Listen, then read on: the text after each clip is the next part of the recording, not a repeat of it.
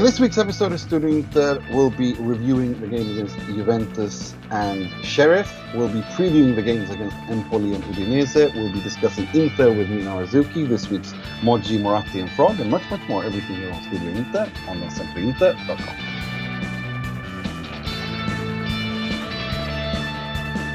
Calcio di rigore. Rigore per la Juventus. Calcio di rigore. Clamoroso a San Siro, rigore per la Juve.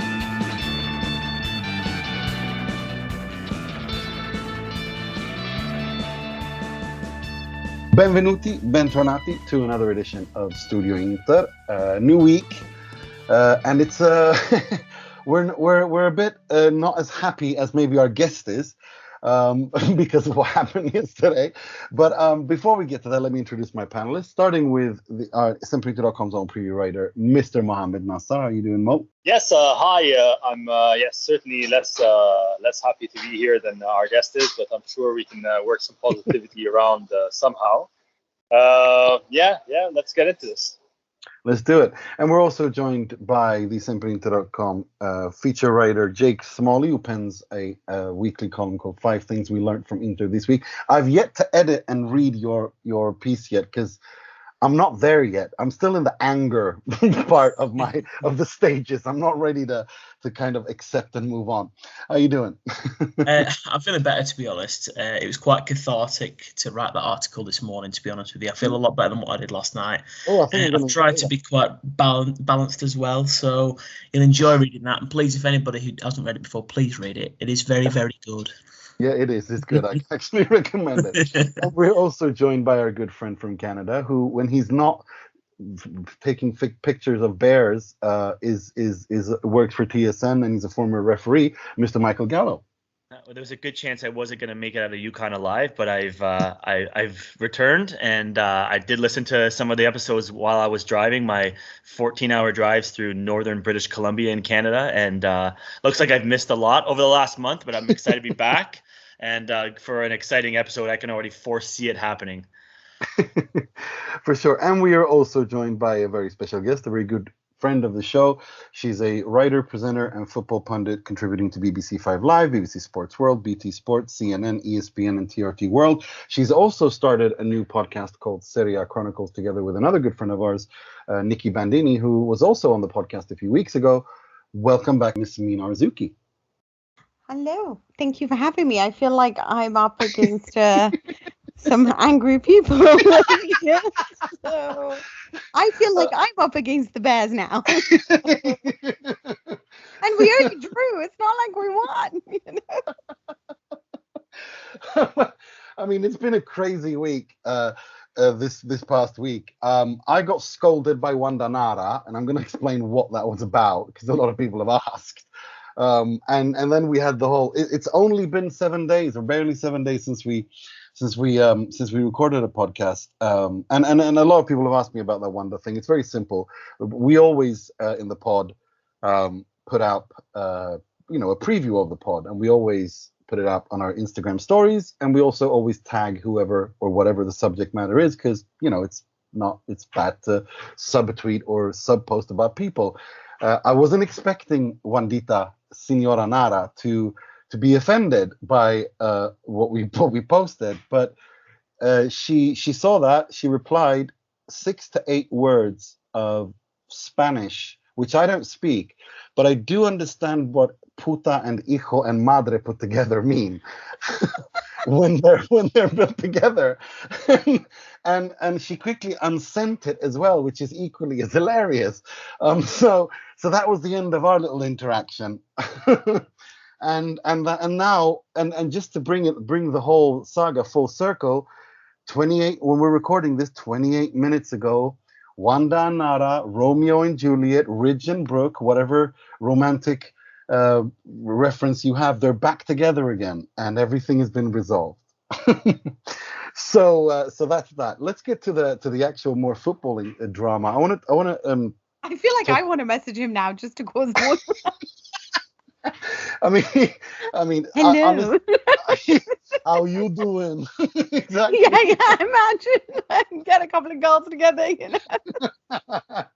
No, but seriously, I think my theory all along has been that whole thing was just a PR stunt by the three of them, that they just invented it just to create drama that's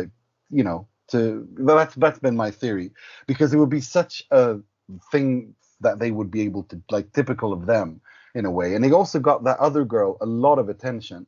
Yeah. As well. So for me, I think the whole thing was just a PR stunt. The New York Post did an article on it. Of all publications, the New York Post, who 99% of their readers don't even know who Cardi is, did an entire story on it. Like, I couldn't believe that. It was hilarious. I saw that too.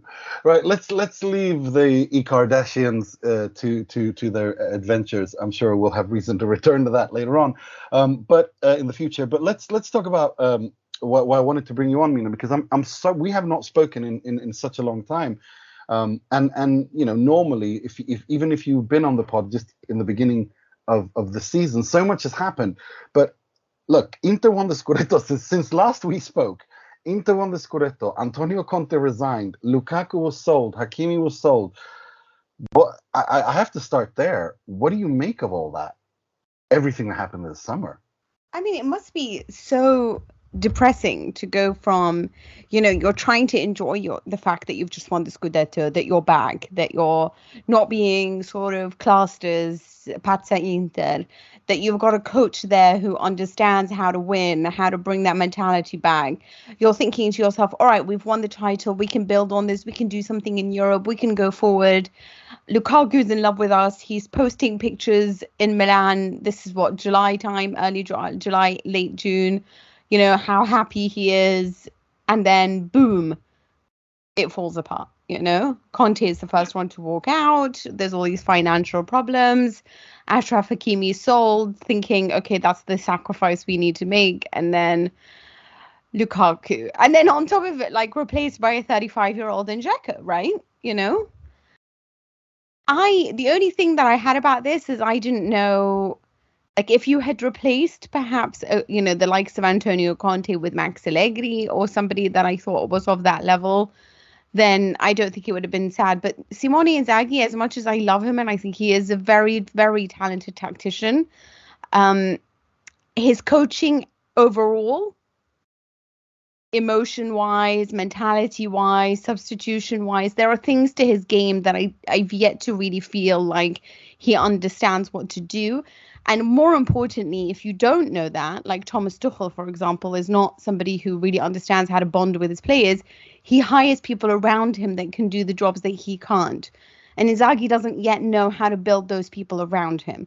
So on top of losing all of that, you also lost your conditioning coach in Antonio Pintus, who's gone back to Real Madrid. And I think that's huge as well, because, I mean, they loved him so much, they brought him back, And so I don't know. But having said all of that, I thought you started the season with a bang. And to be honest, I still think, Inter's playing good football. Yeah, there are mistakes being made. But I got really irritated with the way people are like, oh, well, this makes us nostalgic for Antonio Conte. I'm like, firstly, they've scored more goals. They've conceded less, considering when we're comparing this exactly to the stage last season. And that was Conte's second season in charge of Inter. And this is with Dumfries rather than Achraf Hakimi. Dzeko is firing from all cylinders. Barella is 1 year older, 1 year, smarter on the pitch. He's always been amazing, will always be amazing. Paris is just playing out of his skin, right? And so I'm hopeful. I still really believe in this side. And so I don't know. I'm not down and out. And I feel like Inzaghi can learn because, frankly speaking, I mean, Allegri had a lot to learn after this match as well. For sure. I'm going to hand you over to Mo because on that positive note, I want to hand you over to Mr. Positivity just to let the positive energies flow. Yeah, Mina, always a pleasure to have you on the pod. So thank you very much for coming on, especially after a difficult game like yesterday's. I'd like to just ask you as a Juventina, much has been made of Inter's difficult summer, so on and so forth, but Juve are in a pretty difficult state themselves. So who do you think of the two sets of supporters, having gone through 9 years of winning the league and Inter having finally broken Juventus's hold on the title. Which set of supporters do you think will be more content come May of 2022 when you look back at the season and how things have panned out? It's very difficult because I just feel like as to who, I don't know if either side is going to win this. That's the issue that I have. But if I look at Champions League, I always feel like Juventus do well in that competition. Even under Pirlo, they were doing all right until, at least in the group stage, then the problems start happening. I trust Max Allegri. So even when we were losing one game after another, I'm like, it's fine. This will work itself out. I'm sure we'll figure it out, And for me, Locatelli coming in was really just like, okay, so we have a shot at top four, because before that, I wasn't entirely sure we had a shot, even with Allegri in charge. He elevates the midfield a little, but he's one man in a sea of mediocrity. So I do feel like there needs to be more. I don't know what Allegri can get out of Artur. The forward line, it's really sad to do somebody like Ronaldo, obviously so late in the game. Not necessarily because, I wanted him to stick around for 10 years, but because I'd like time to always be able to be offered a side, a plan B or a plan C. I don't care about squads. I don't care about what looks good on paper. I don't care about the fact that, Candreva's like the best player for Sampdoria, or so-and-so is the best player for Fiorentina, Vlahovic, but I care who's the coach in charge. And for me, when I look at who the best tactician is in Serie A, it's Luciano Spalletti. Who's the best coach in Serie A? It's Max Allegri. And who's the guy that can make the most of a bad situation? Probably Stefano Pioli. So then you look at the squads. For me, that's like the second step, because Pioli is a guy who can make Brahim Diaz look like nobody misses anyone. Mike Maignan, nobody misses Donnarumma. Brahim Diaz, nobody misses Çalhanoğlu. I mean, it's amazing what he can do with scraps. Simone Inzaghi, I'm not sure if he's a nearly man, and that's what I'd love. That's why I'm excited about the season, because I feel like this is a chance for him to really show what he can do. And I do think that he has certain nuances in attacking play that make it so interesting. And he plays good football. And I think Lazio were fun to watch. And I do think he can figure out a defensive scheme. And he's already working on that. So I believe in him. Max just doesn't have any ball players. So, and he still irritates me with a 70-20. That's something he always does. He plays one game for 70 minutes and another game for the 20 minutes. And that, with his substitutions. And sometimes it works, but sometimes it doesn't if their other team, if the opponent has already run out of sight, which happened in the Champions League final against Sedan. So I don't know. It seems like he just never is going to correct that. It's always going to drive me insane. But this could be Milan's year, or it could be Napoli's year. I mean, every year Nima starts off by saying this is Napoli's year. Okay. No. That is so your thing, right? No, listen, no. Every year I listen to this pod and he was going, yeah, I mean, it's got to be Napoli, right? I knew you were going to bring that up. No. No, listen. No. This is the thing. I think that Napoli on paper, in terms of balanced squads have got, if not the most balanced squad on paper, and certainly amongst the top 4, top 3. I expected Gattuso after when he took over and fixed whatever the mess that Ancelotti left, I expected them to really steady the ship. You've heard me bang on about Spalletti to Napoli, because I think the squad is built for him. And now you're seeing that they started really well. But above all, it's not just the results, it's the football they play. I really think they're a Scudetto challenger this season. And I think this is a golden chance for Napoli, because Juve aren't going to be this week.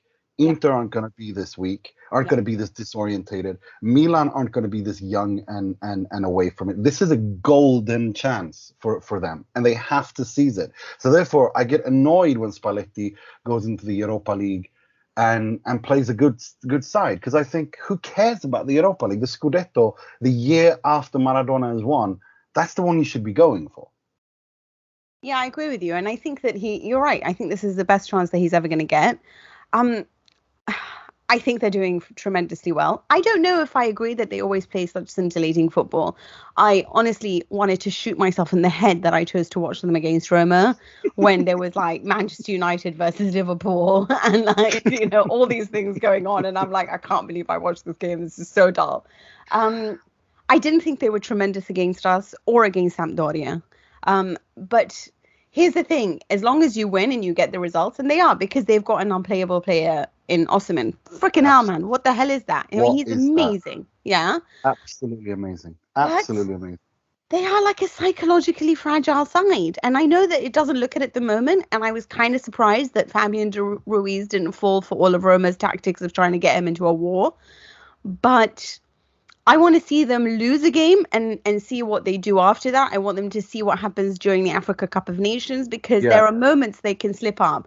And they are a team that are so shaky when it comes to these things, like losing to Hellas Verona at a time where they could have qualified for the Champions League, you know? Mm-hmm. So if they can prove that they're over that, and Insigne can somehow behave himself when he gets substituted off, because he is a very irritating player for me to watch. He is so talented, but so petulant, even at the age of 30. Then I'll believe in them. But I weirdly will always, I believe in older players. So I like an average age of 27, and their average age is quite older. So I hope that that makes a difference for them, because it would be nice to see them winning it. Absolutely. I mean, especially in the year 1 AD after Diego. I'm going to hand you over to Mike. Did you have a question for Mina? Well, before I get to my actual question, what would your reaction if you start seeing some Mauro Icardi rumors to Juve, Mina? I will cry my eyes out. I will honestly, like, as in, I might actually just stop supporting them all. Like, I mean, this is just ridiculous. Like, I honestly, like, this is all we need is, you know, Paratici's Nedved's antics last season. I was like, this is horrendous stuff, you know, like the swearing, the you know, oh my God, it was just such bad behavior. And then imagine now you throw that one of the reasons I feel so sorry for Spalletti, by the way, is that he had to deal with it with that dressing room and Wanda and everything that happened, you know. And I feel like Beppe Marotta getting rid of all of that and making it like a clean slate for Antonio Conte was such a benefit that Spalletti didn't have, you know.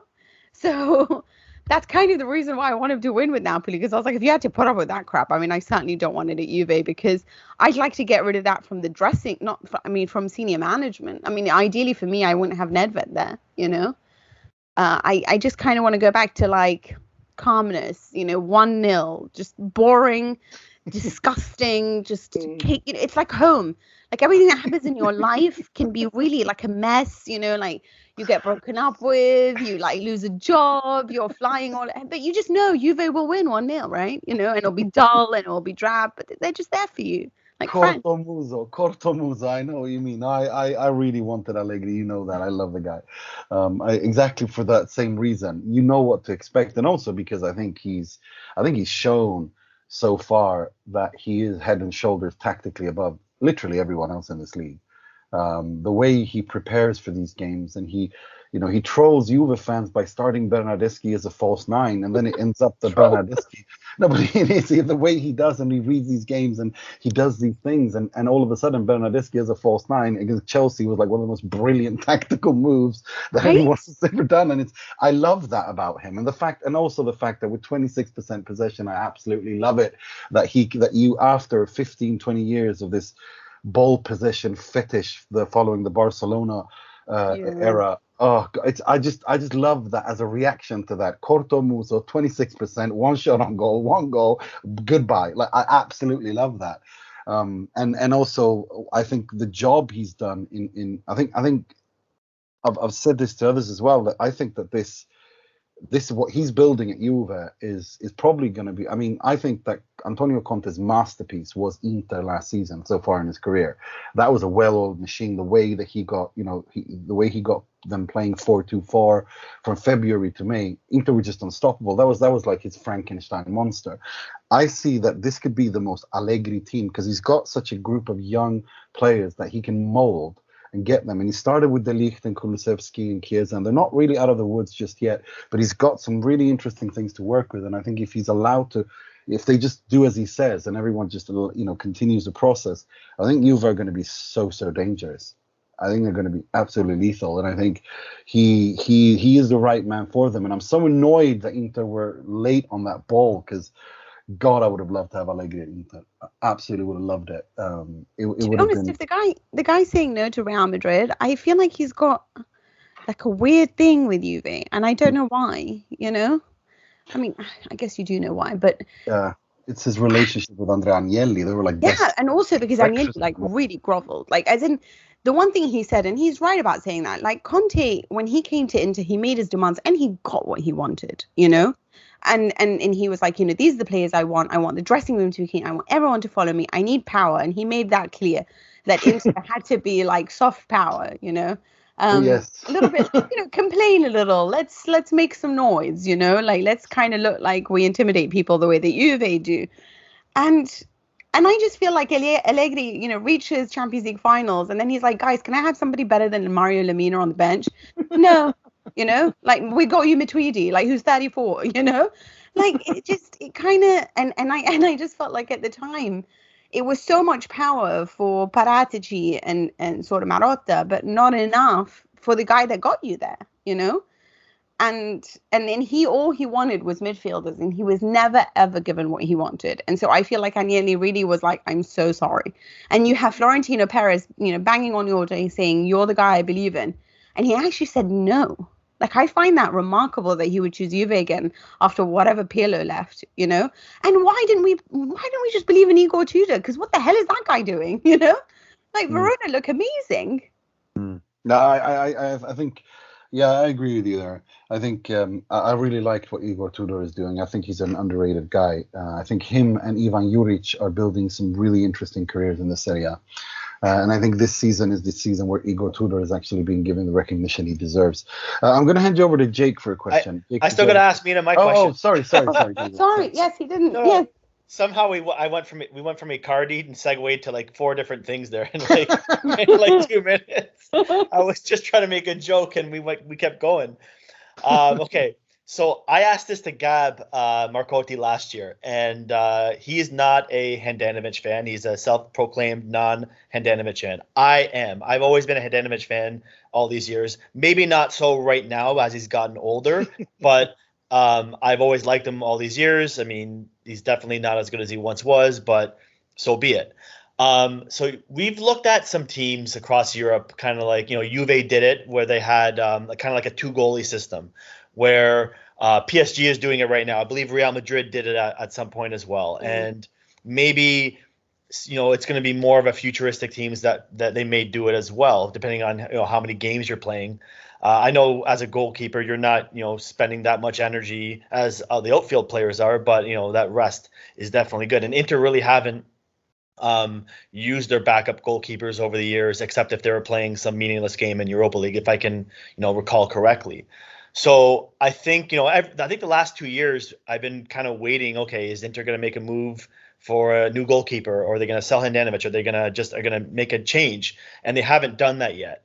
So where do you think they're going to make the decision? Has to be made soon in the next year or so. So what do you think their move is going to make? Do you think they're going to be bringing in a goalkeeper and potentially, splitting with Handanovic? Are they going to get rid of Handanovic and just bring in a new goalkeeper to potentially just be their starter? Is Radu maybe going to get some playing time over the next year? Like, I don't know what their plan is, and I'd like to know what you think about the situation.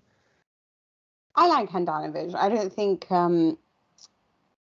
don't think he's a bad goalkeeper, because I think that when it comes to against shot stopping, actually it was on this podcast that you discussed Handanovic, but this was quite a while ago, because I remember I was only allowed to walk in the park, so it must be during lockdown. And you were discussing about the fact that, he positions himself wrong, poorly, which is why. So it's not about him losing, obviously when he's younger, he's fast enough and agile enough to make up for that. But yeah. And I thought that was such great analysis, because I really do feel like that is what it is. But what he does do very well is, I do think his communication and command of the area is something that I would love Szczesny to have.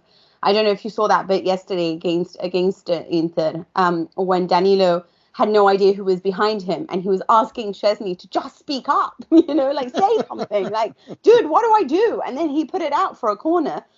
because this is what I mean by having authority, somebody there who tells you what to do, who raises his voice, who commands the area, and knows how to communicate with his defenders, that I do think that he's quite good at. But from what I understand is you've already got him in the bag, and that's Ajax's Onana, right? So I feel like it's not going to be like a seer to Handanovic, but a way of getting somebody already in. And then the matter will be dealt with afterwards, just to see how everyone feels about it. But I don't know if I like changing my goalkeeper. I think it leaves people unhappy. It was a very unhappy camp when Real Madrid were doing it. And it was Jose Mourinho that started it with Iker Casillas, who felt that he was really mistreated at the time.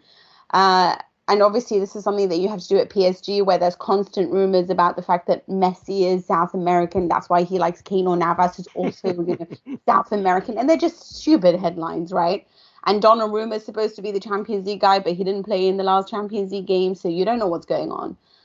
So I think it will be a case of he'll has to understand his position just because he's getting older, and he's not necessarily like, the fans love him. Everyone shows respect for him. He's very beloved, right, at Inter.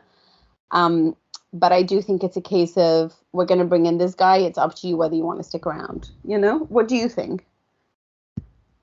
I think it's Andre Onana.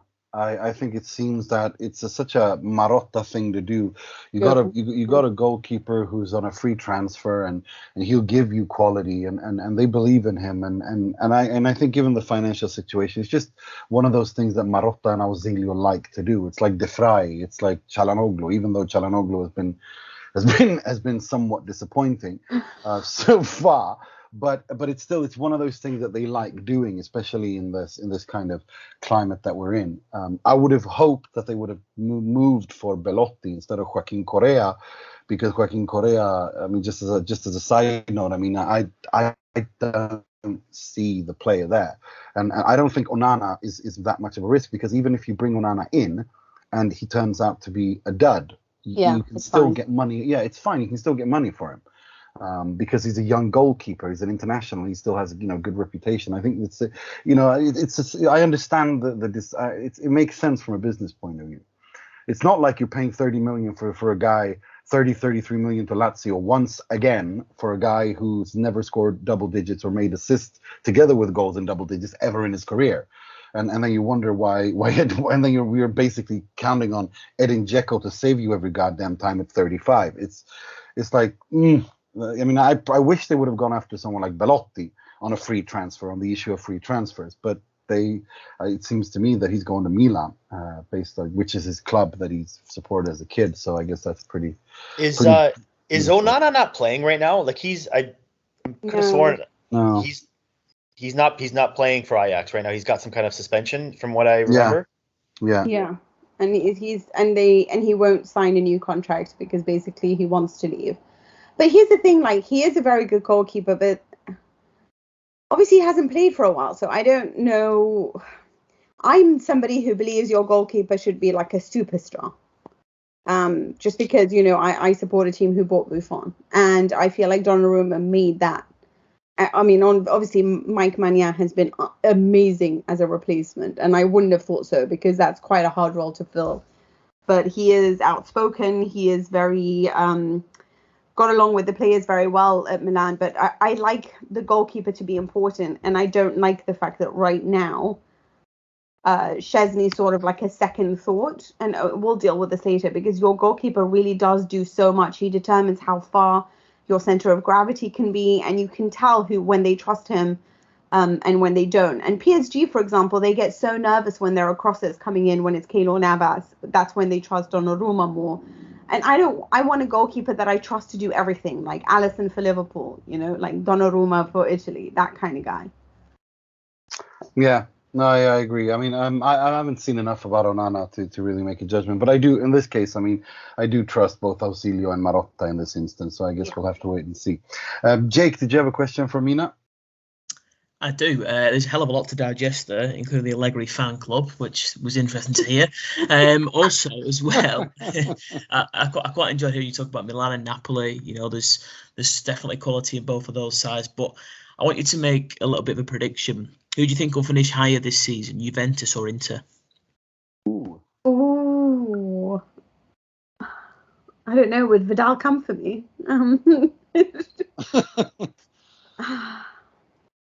We'll put it this way. I mean, let's combine that, because that was going to be my question. Like, can you give us your top 6 in the Serie A from 1 to 6? Honestly speaking, I think Juve might finish higher. I don't know why I trust them for some reason.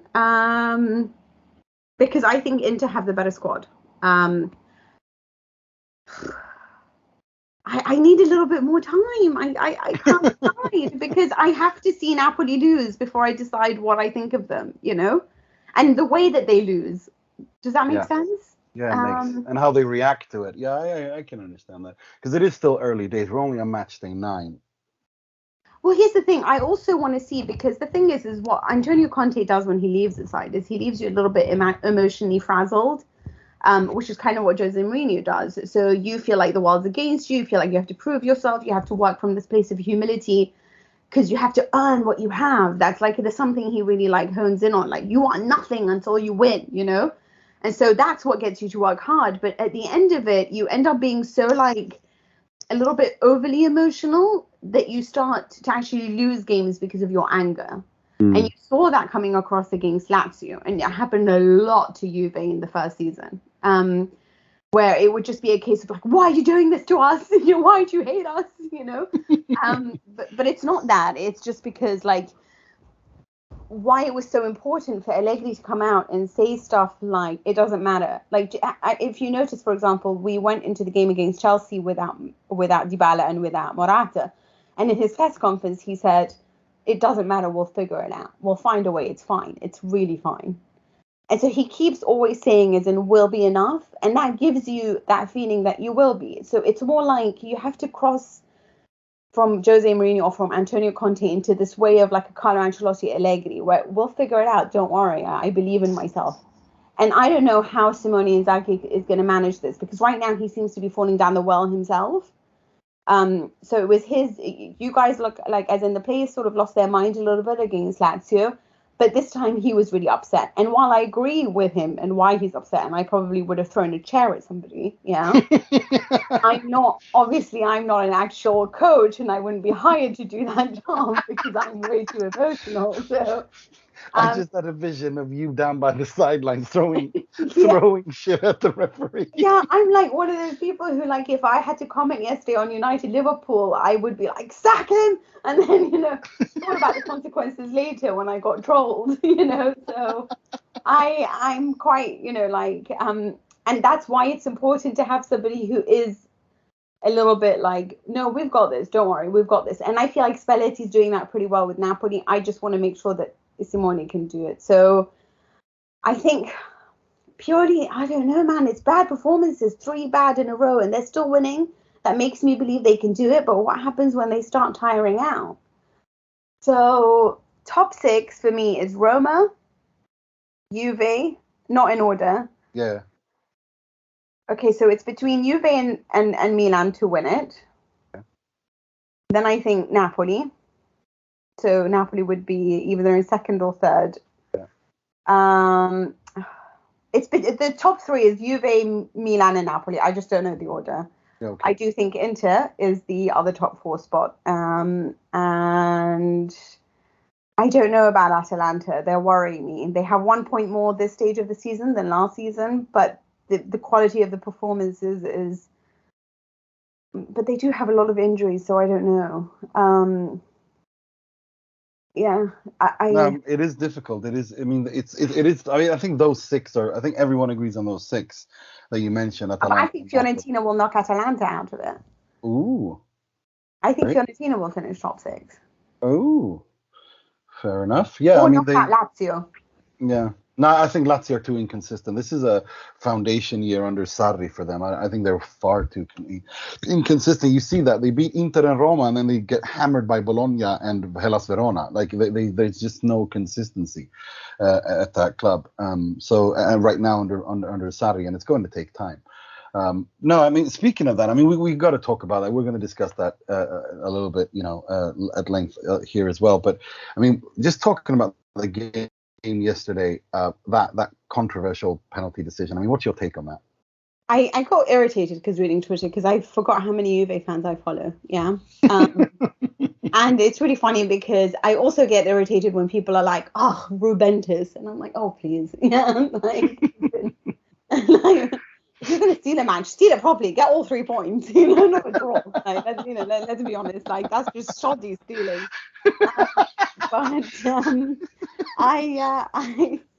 That's pretty good. That's pretty good. If you're going to steal it, steal all 3 points. I love it. God damn it. I'm sorry. Like, I'll be honest with you guys. I'm going to tell you a funny story, and it's probably not like, but my future mother-in-law is somebody who hates the fact that I do TV shows. Yeah, because it's just like good girls don't do TV. Yeah, because, what if we're doing naughty things to get our positions? And I was like, honey, I'm not going to sleep with people for 3 minutes on CNN. I'm going to have like prime time show. Like,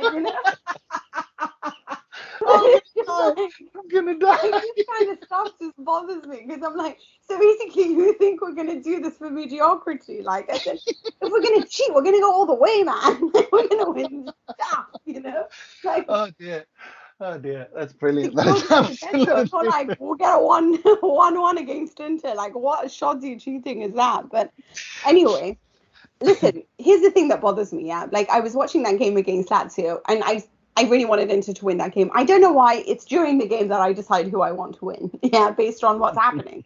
Yeah. And then and you were so in control. You were so in control. And it bothered me so much the way that everyone got so angry. And Dumfries, God, he really.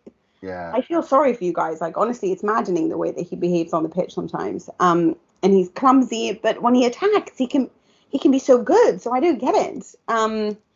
But yeah, tactical discipline out the window, like mental discipline, positional discipline. He really doesn't have any of that.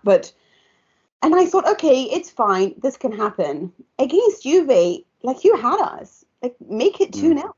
Like, why are you falling deeper and deeper? Like, when you fall deeper and deeper, and that's what happened, because Atalanta was so much better than Manchester United. But as the second half progressed, it was like they fell deeper and deeper, and they just don't have the quality to push forward, but you did. And so, and you knew that Dybala and Federico Chiesa were going to come in.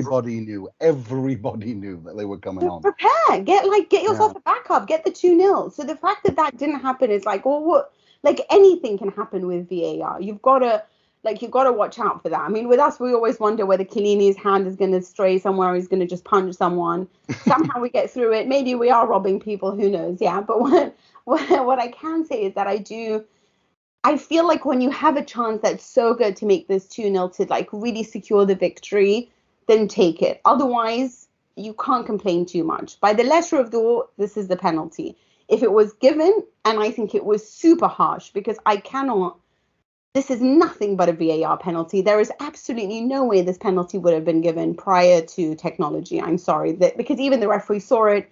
I don't think this is a clear and obvious error. We know that this in Serie A is something that is way too like niggly now, but this is not a clear and obvious error. It's not one that you call back on your referee and say, "Oh my God, I can't believe you missed this. This was outright, violent behavior." So, yeah, if it happened to me, I'd be devastated. When you see it, you think, I don't see this as being a penalty, but fine, I can understand why it's given.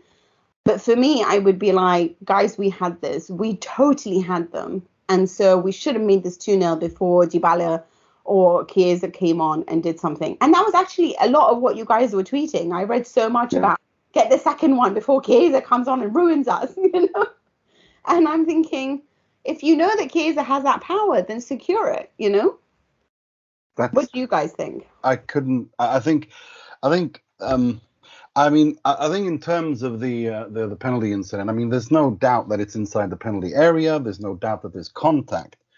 But you can't tell me that is, I mean, every contact is not a penalty or a foul even, whether or not it's in the middle of the pitch or in the penalty area. I mean, every contact, it's a contact sport. Football is a contact sport. Yeah. And to me, that we haven't passed the test of being sufficient contact for that to be I mean, people compare it to, which I think is so ridiculous, because as Mike will tell you, who actually was a referee or is a referee, that they tell you that you got to look at the whole situation as a whole when applying, when applying the rules.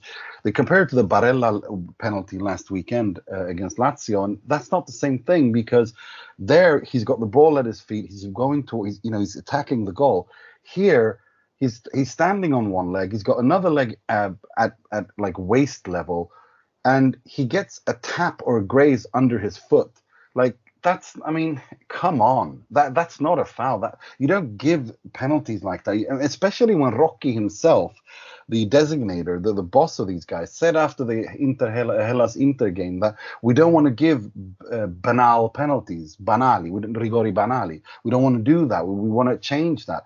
Well, then you can't turn around and say and defend this, because it doesn't make any sense. And on the top of that, the VAR discussion is ridiculous, because it is not a clear and obvious error, because the protocol says it has to be a clear and obvious error where the referee has either missed something or is completely read the situation wrong. He saw what happened. You see on the replay, he's making, he does a gesture with his hands. It's not a penalty. So then how do you use the VAR there? Like, it's that's the inconsistency that is just ugh. Did you also see how Juve players didn't even slightly try to get a penalty? No. Nothing. Nobody complained. Nobody complained.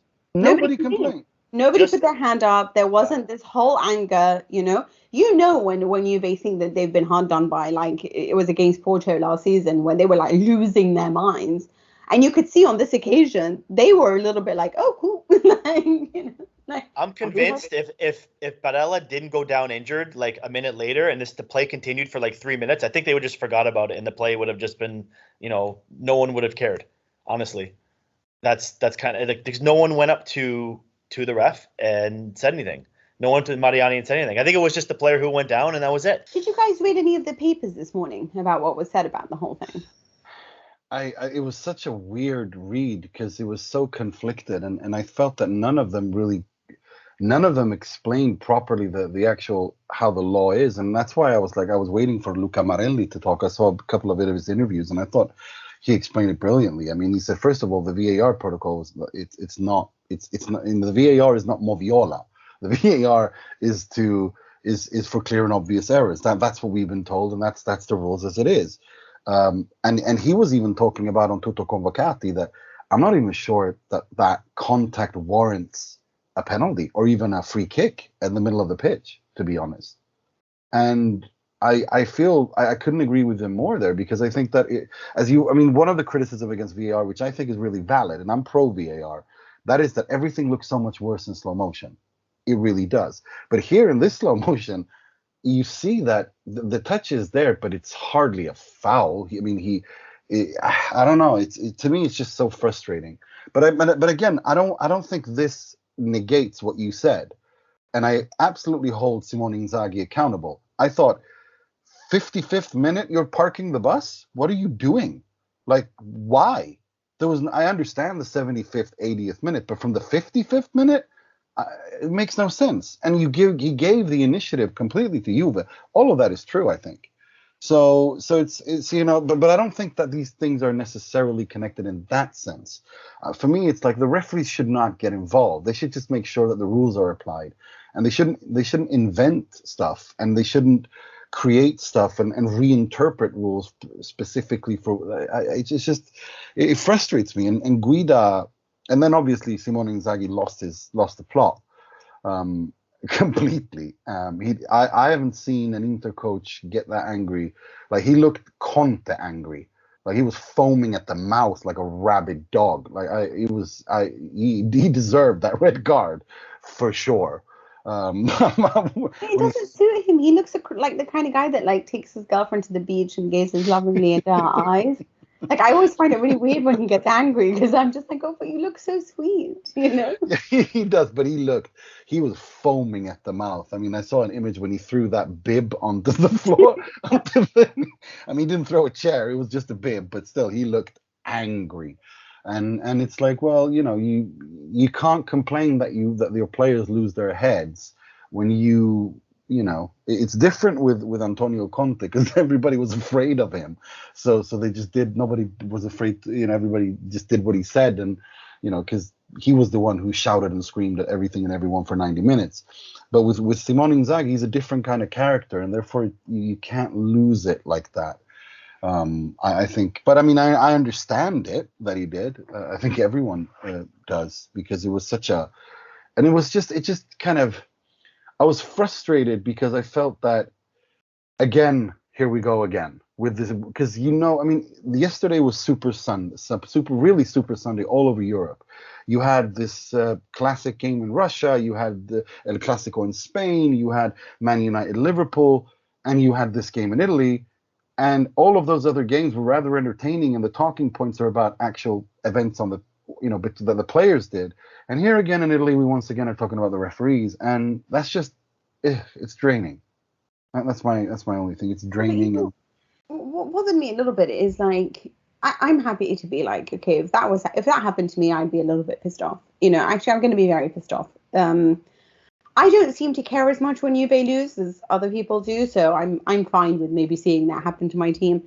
But I kind of got irritated this morning when I was like, when it said something along the lines of, does anyone remember that ridiculous Cuadrado penalty from the last match?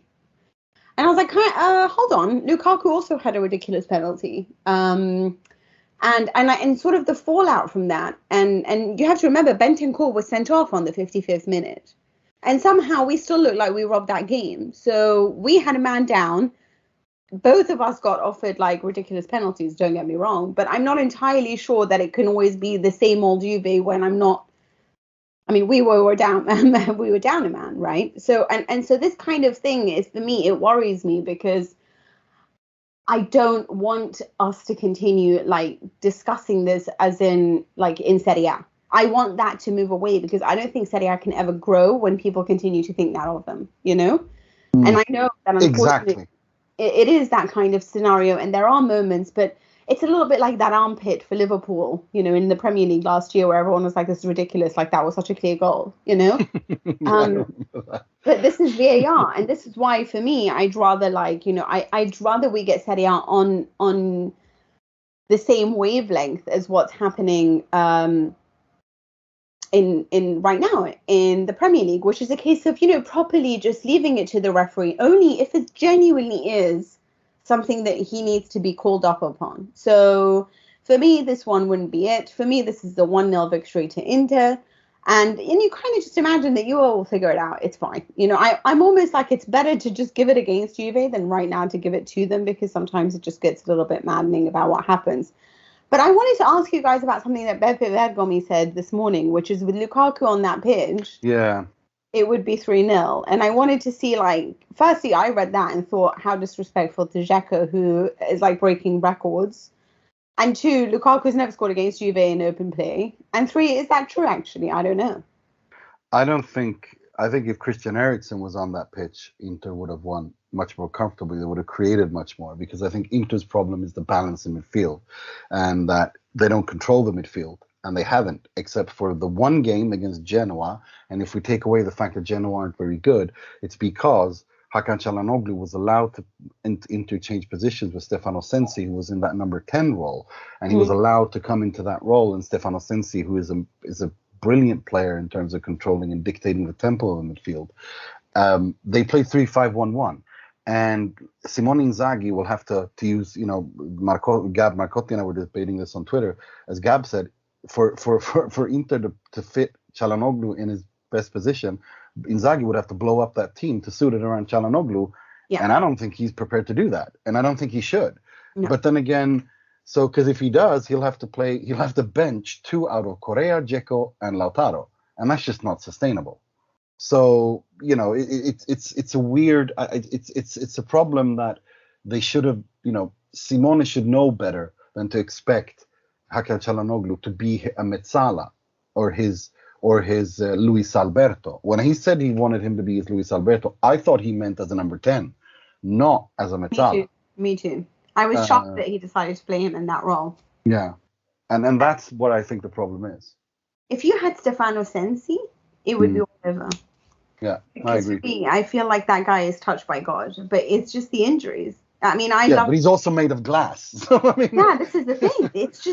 It's one thing after another, and I don't know if he's ever going to recover. No, I'm starting to feel that way as well. I mean, speaking of Atalanta that you were saying, that's how I feel about Demiral as well. Because as soon as he starts performing well, and he's doing, you're thinking, okay, this is it. This is his breakthrough. He gets injured, and with Sensi, it's the same thing. I feel. I'm just worried that it will go down the Beppe Rossi route, of where it's like a guy with lots of potential, and you never see that potential because it will just be shrouded in like different.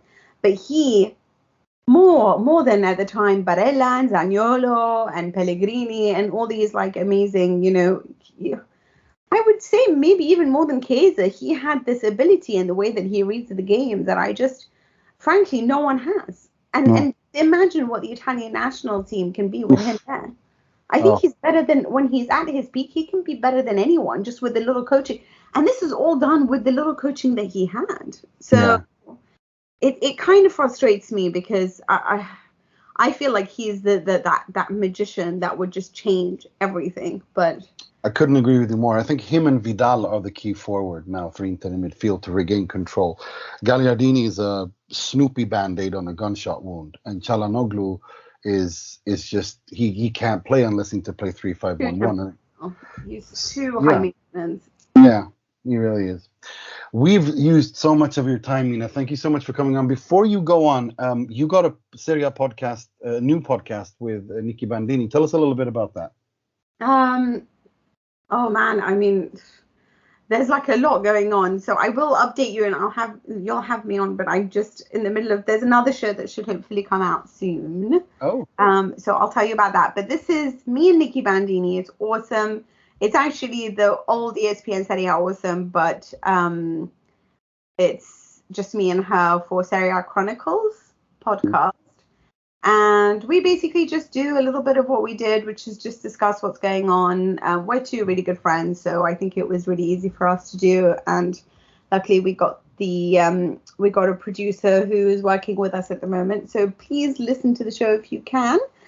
We discuss all the games, and she doesn't support anyone, but everyone knows I'm a Juve fan. So I don't hide it very well. No, you hide that as well as I do in my interism. So thank you so much, Mina. It's always a pleasure. I feel we could talk for hours. Thank you so much for coming on. I really appreciate it. And make sure to check out Serie A Chronicles as well. I listen to it. I love it. I think you guys do an excellent job. And good luck with the new project, and come back soon. Thanks, guys. Thanks for having me. Good luck. Take care. Ciao. Take care. Bye. Ciao. Right. Let's talk a little bit about the Juve game. I want to hear from you, Mo. Where are you on like, because you and I last week we were going to, like, you said Inter are going to win, and I said there's no way Inter are going to win. Inter aren't allowed to win, and they're going to get a penalty against them in the 89th minute. I said Skriniar was going to get red carded, but instead it was Simone Inzaghi. So I want to hear your thoughts on this. The game went pretty much as we both predicted, but different results, I guess. I don't think Inter lost the game. Like, I don't think Inter should have lost the game, or in fact did lose the game. Bar, we've spoken about this penalty too much. But I think it is what it is. Look, I'm really torn. I'm really torn between blaming Inzaghi for letting go of control of the match, but also, if it's a tactic which was going to be effective, it really ultimately was an effective tactic because the penalty was not a legitimate penalty, then how can you really blame him for losing unfairly? But at the same time, we know this team had the quality in it not to put itself in this position. But who knows what might have happened if Inter had decided to continue pressing forward and trying to push Juve back. Would they have been caught on the break 1-1, and then Juventus handed the penalty, and then the game ending would have then ended in a Juventus victory rather than just a draw? I mean, it's all ifs and buts, or it's all conjecture. All I know is, I think they're two separate things. I think the fact that Inzaghi decided to stop pressing Juventus and sit back and defend further behind might not have been the wisest of decisions. But the fact that Inter lost the game was not due to that. Inter lost the game because Juventus were given a penalty that should not have been given. So I think, but I think the best thing to do is to move on past this match as soon as possible. We know that after Empoli, we've got a string of, I think it's Empoli, and then we've got someone else, Udinese at home, and then we've got the derby and Napoli and Sheriff in between, and all the Champions League matches. So I think it's tricky times. I think really we have to look forward to picking up 6 points between midweek on Wednesday and then on the weekend. And once we pick these 6 points up, everything, all this acrimony and nonsense of the Juventus game will be behind us, and then really the team really needs to move forward. But I mean, again, it's controlled. The problem is control. Inter controlled the game in the first half.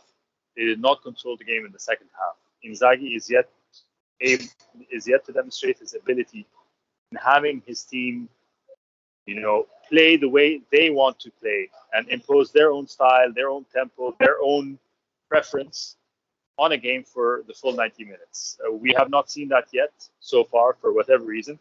Maybe it was his intention to hand Juventus the reins of the match in the second half, but we didn't see enough on the break either, like a coherent breakaway strategy or set sort of tactic to show or to demonstrate or to lead us to believe that this was a preference of Inzaghi's rather than just poor in-game management. But again, I say this. I think the Juventus game is now behind us, and because of all the non-footballing talking points that have come out of it, the best thing for Inter would be to put it behind us as soon as possible and move on and look forward. It's a very important run of games now. Oh, without a doubt. And I have really nothing more to add. I think you hit the nail on the head on everything there. I think everyone who's listening is probably nodding in agreement. Mystic Mo is just knocked it out the park. I don't know if you, Jake, and you Mike have anything to add, but I feel happy with that now, because I agree with everything you said from the Inzaghi to moving onward to all of that. Mike, you go first, and then Jake, and then let's move on. Yeah, I'll be quick. I mean, look, I like to obviously focus on a lot of the referee situations that we have on this podcast. Yeah. I want you to I wanted to ask you something about that, actually. I'm really glad you brought it up. Correct me if I'm wrong. The VAR protocol is supposed to only come in if it's a clear and obvious error. And for it to be a clear and obvious error, it's not just a mistake, because people use the ordinary terms of error as mistake, and they think, well, he made a mistake, so it's obviously clear and it's obvious, so therefore it's a clear and obvious error. That's not really how it works, though, is it? Well, I think, VAR is obviously still pretty new, and they all still, when I was refereeing professional games, but I wasn't using VAR, so that process is pretty much only stricken to a select few referees in the world right now. So let's quickly break this down. Is that we need to identify is that the video assistant referees who are in the booth, are they looking at the play and making an assumption saying there is a clear and obvious error here, so we need the referee to look at this? Or is the referee making his decision to change it based on a clear and obvious error? So is it coming from the booth or is it coming from the ref here? That's the thing that we need to really establish. Obviously, in this situation, the video assistant referee in the booth decided that this was a potential to be a clear and obvious error, but the referee still has that decision to make up his mind. Now, you can see, obviously, the referee, he looks at it, sees it, waves it off. So he was very content. You'll see a lot of referees do that based on when they see something and they are really sure, they'll make that kind of like their motion with their hands to say, I've seen this, it's okay, we're good.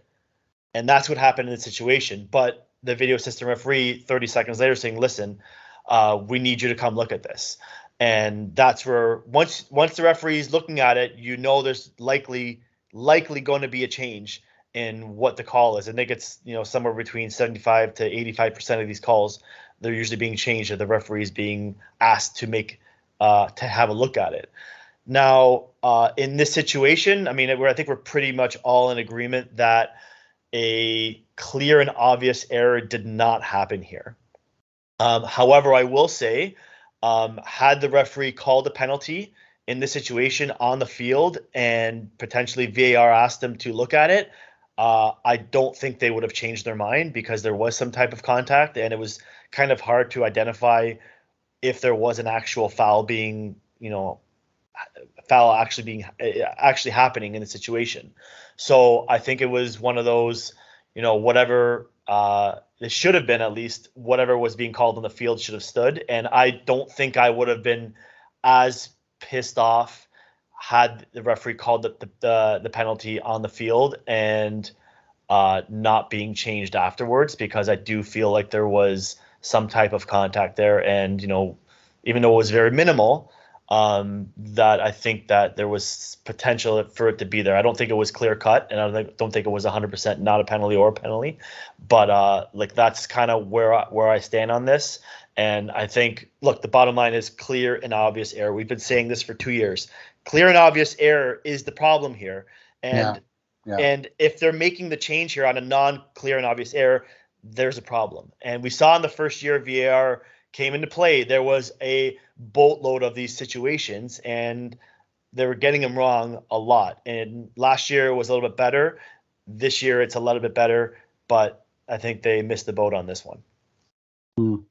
Well said. Jake, did you have something you wanted to add before we move on to future events, which are coming soon? Well, I think, to be honest with you, as far as refereeing decisions been mentioned, there's nothing more I can really add, to be honest with you. I think we've got to sort of move on from that now and look at the side itself and look at the errors that were made in the tactical sense. I think you've alluded to it yourself, Nima, about this midfield balance. It's not right at the moment.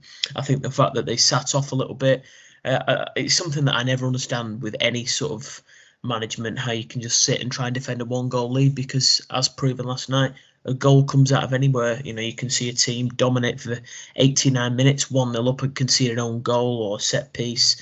It was naive from Inzaghi. I thought it was sort of pretty negative. And I was watching the game with my dad, and I said to him, listen, these last 20 minutes, if they don't score the goal, there's a chance that they might root to regret this, and they did. So I think it's really important that 6 points out of 6 are picked up from these next 2 games, and it won't be a walk in the park. I think Empoli might be a tricky proposition. I think Inter should beat them, but I think it's all about focusing on these next 2 games, because 6 points are vital, knowing that it's Milan and Napoli the next 2 league games. So that's got to be the focus now, and Inzaghi's got to find a formula for that midfield that gives it some sort of balance. Either play it a 3-5-1-1 and play Çalhanoğlu in behind a striker, or drop him and put Vecino in the team for me. Right. Speaking of that, Inter do play Empoli midweek, and then it's Udinese. And look, let's not beat around the bush. These are games Inter have to win. It's as simple as that. It's 6 points. It should be without any drama. Udinese is a tricky game, but it's at home, and that means it's relatively easy. It's away where it's difficult. Empoli away without Simone Inzaghi. Look, I'm thinking it's got to be 6 points. Let's not even, let's not even. Basically. So 6 points. I think Empoli 2-3-0, easy win, and Udinese 2-0, 2-1, something like that. It's time for a clean sheet, because you can't continue like this. What about you, Mo? Where are you on this? I raise you. I see your 1 clean sheet. I raise you 2 clean sheets. I think you make it. Yeah, the Juve game was a clean sheet, man. Come on. We've already got a clean sheet. So a hat-trick of clean sheets for Handanovic. I think the defense is performing better and better. I think it's 6 points. I think it's a lot of goals.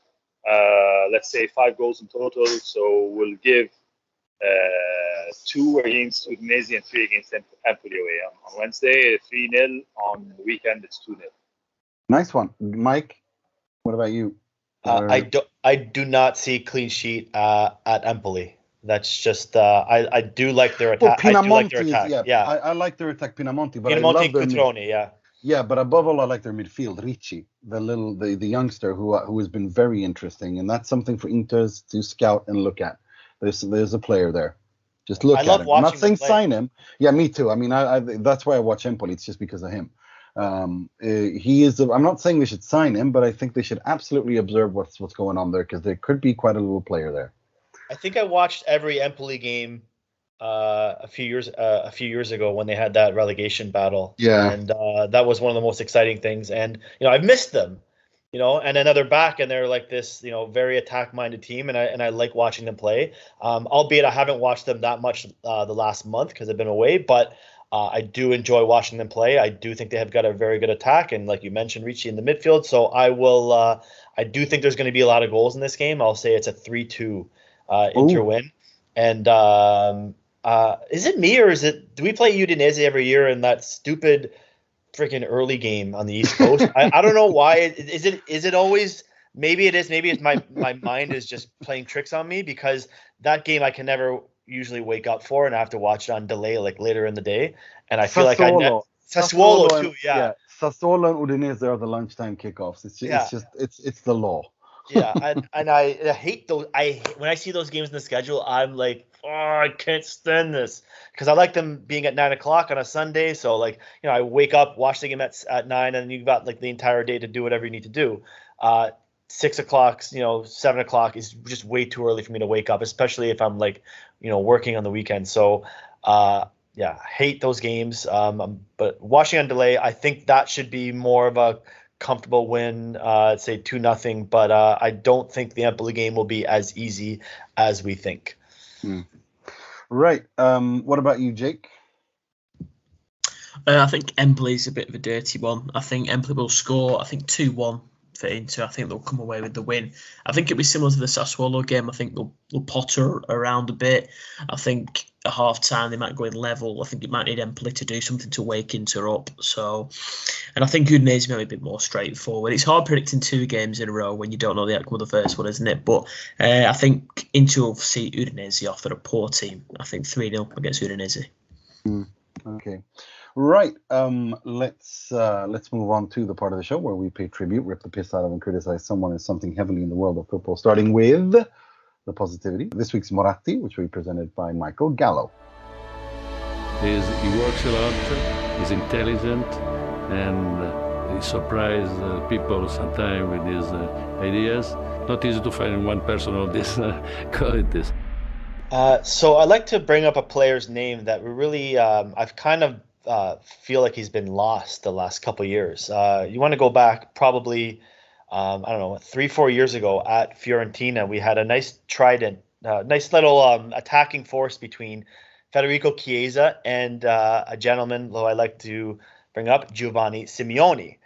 And I felt like these two players, they're very, very, very young at the time. Both these players had really bright, incredible futures. And we've seen Federico Chiesa go in one direction and elevate his game and be part of the Italian national team and such probably the most important player for the Italian national team, if not one of them. But with Simeone, we haven't really seen that same kind of transition. And we've seen him go from Fiorentina to Cagliari to now Hellas Verona on loan, and I believe he's just been kind of lost. And I've kind of I've kind of forgotten about him since he's left Fiorentina. Well, that wasn't the case this weekend, as he destroyed Lazio on him, basically by himself, and he scored 4 goals, scoring not only a hat trick but another one, and his second career hat trick in Serie A. Both of his hat tricks were against Saudi teams. I believe his other hat trick he scored was against Napoli. A long time ago. And look, I don't know what happened here, but I really, really enjoyed watching him play when he was at Fiorentina, and I haven't seen him as much since he went to Cagliari and now Verona. And I watched the game yesterday, and to see him just literally these goals were not just happens. The second goal was a banger, and watching him, it brought a lot of joy to me because I really enjoy watching him play, and to see him just destroy Lazio, and they really had no, answer to what he was doing on the field. Hellas are a great team to watch, and I think we mentioned earlier with the coaching on the podcast how they're in a really good spot. I like watching them play, and I think that Simeone, if he can keep this up, he can kind of rejuvenate his career into finding a suitable place and not have to play for a team like Hellas, and playing for a much better side. And I think he's our Moratti of the week. They scored 4 goals, and hopefully this can continue for him because I really like him. No, agreed. I'm a big fan of Cholito. I'm a big fan of Cholito. I wanted him to one day back when Spalletti was at Inter and there was this nonsense of Icardi leaving. I actually wanted him to replace Icardi because I think given how hard he works and his movement, I think he would have worked really well. I think this could be his breakthrough season. I'm with you on that. I'm completely with you on that. I think this could be his really breakthrough season because he's playing at a team where they attack a lot and he's using him the right way. And I also like the guy a lot. So yeah, kudos Cholito. Right, let's move on to something much more negative. This week's Moggi, which will be presented by artist formerly known as Mr. Positivity, Mr. Mohamed Nassar.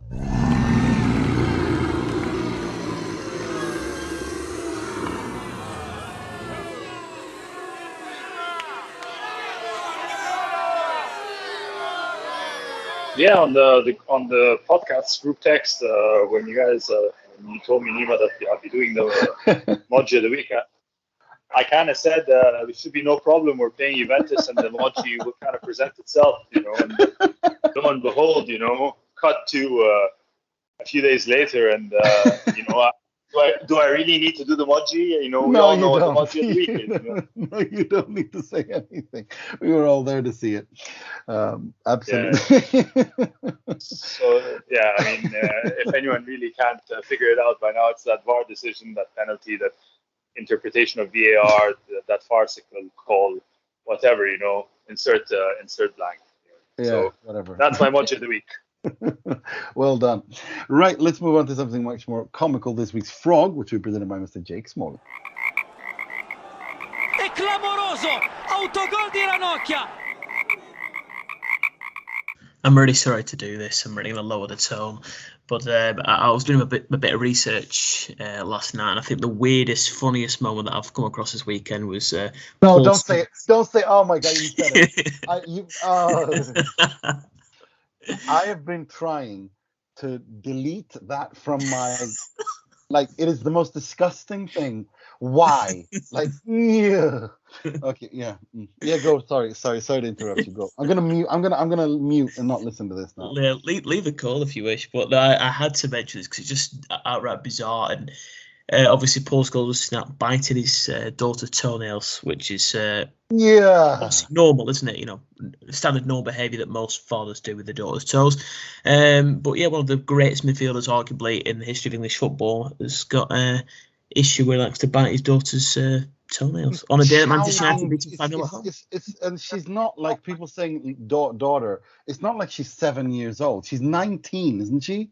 Yeah, and it doesn't stop here. There's some very weird comments on her Instagram post from him as well. Yeah. Sorry about that. It's so it's just